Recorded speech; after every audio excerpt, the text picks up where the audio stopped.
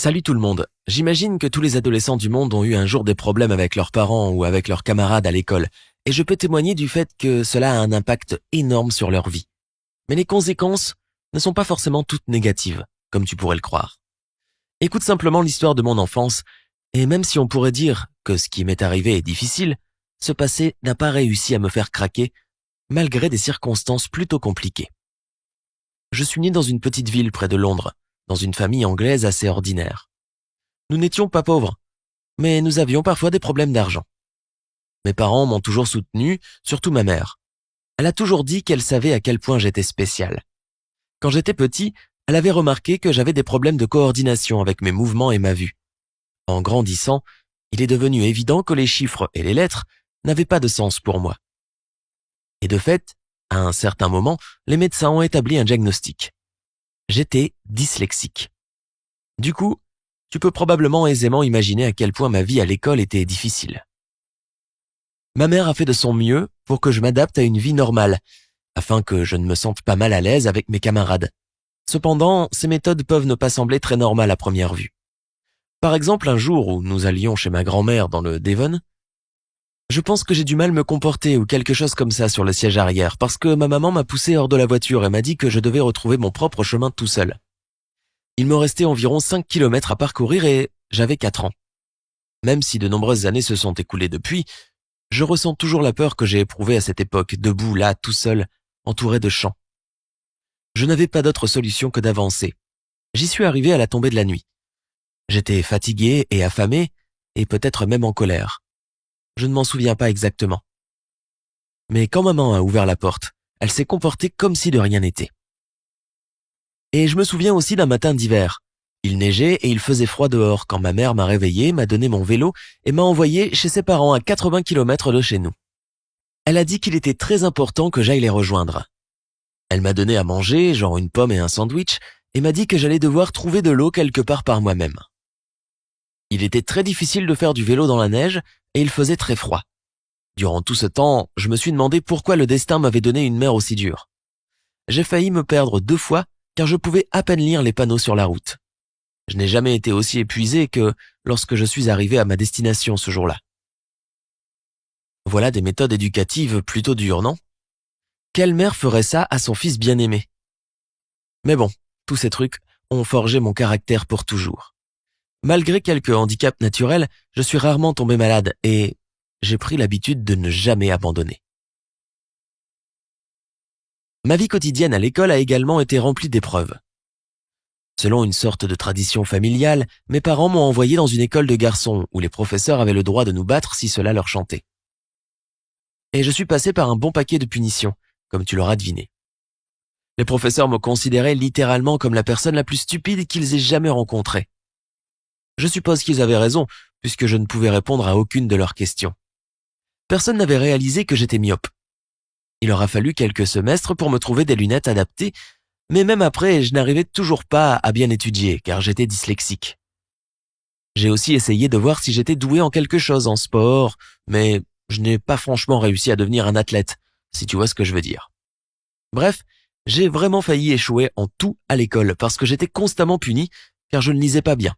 Je ne connaissais pas le diamètre d'un cercle, j'avais des chaussures sales, ou pour avoir mal fait mon lit.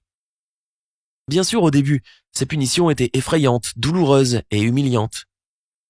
Mais à un moment donné, je m'y suis habitué à vrai dire, de sorte que, lorsque l'un de mes professeurs me battait, je le remerciais pour les efforts qu'il mettait à tenter d'améliorer mon éducation.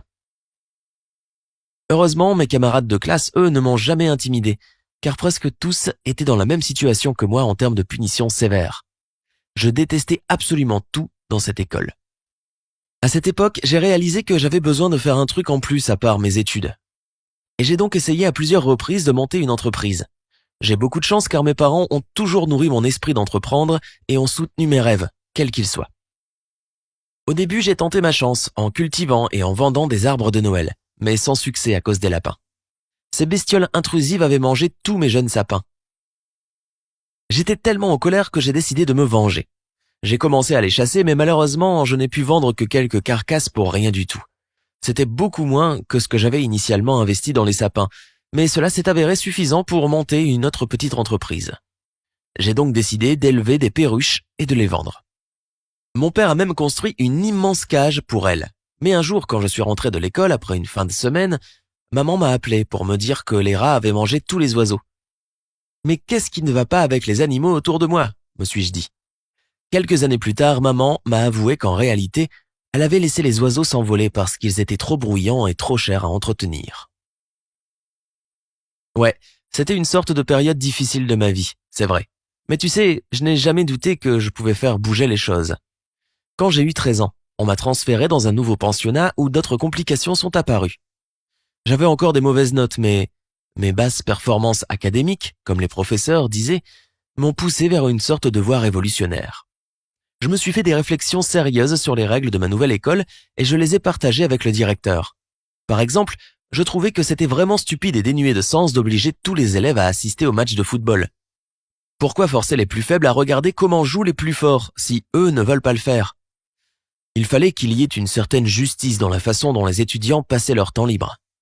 J'ai également suggéré que la cafétéria de l'école soit transformée en une sorte de bar-restaurant pour que non seulement les élèves se sentent plus à l'aise, mais aussi pour économiser de l'argent en personnel supplémentaire.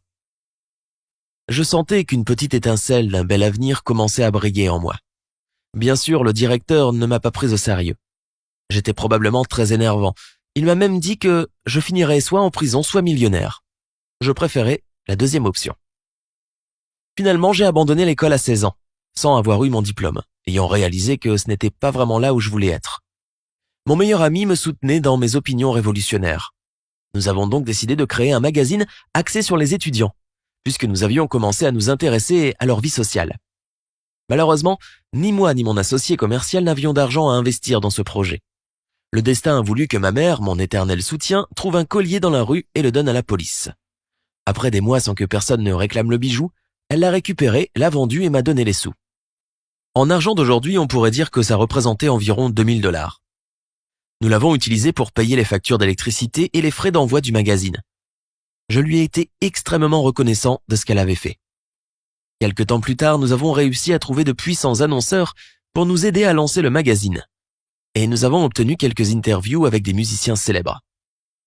C'est ainsi que mon premier pas vers la vie d'adulte m'a conduit vers le succès et m'a permis de débuter tout mon empire commercial. Quelques années plus tard, après le lancement du magazine, j'ai fondé une entreprise de vente de disques par correspondance qui allait devenir Virgin Records. J'ai finalement réussi à étendre la marque Virgin à plus de 100 entreprises et 60 000 employés dans le monde entier, incluant des compagnies aériennes, un label de musique et même des voyages dans l'espace. Mon attitude générale envers la vie est de profiter de chaque minute de chaque jour. Je ne fais jamais rien avec l'impression de « Oh mon Dieu, je dois faire ça aujourd'hui ». Je m'appelle Richard Branson et j'espère vraiment que mon histoire prouve qu'aucune circonstance de la vie ne peut t'empêcher d'être qui tu es. Rappelle-toi que ta personnalité est la seule chose qui peut déterminer ton avenir. Maintenant, descends sous la vidéo et laisse un commentaire pour partager tes propres idées et envies concernant ton avenir. N'oublie pas de t'abonner à la chaîne pour ne pas manquer d'autres histoires intéressantes.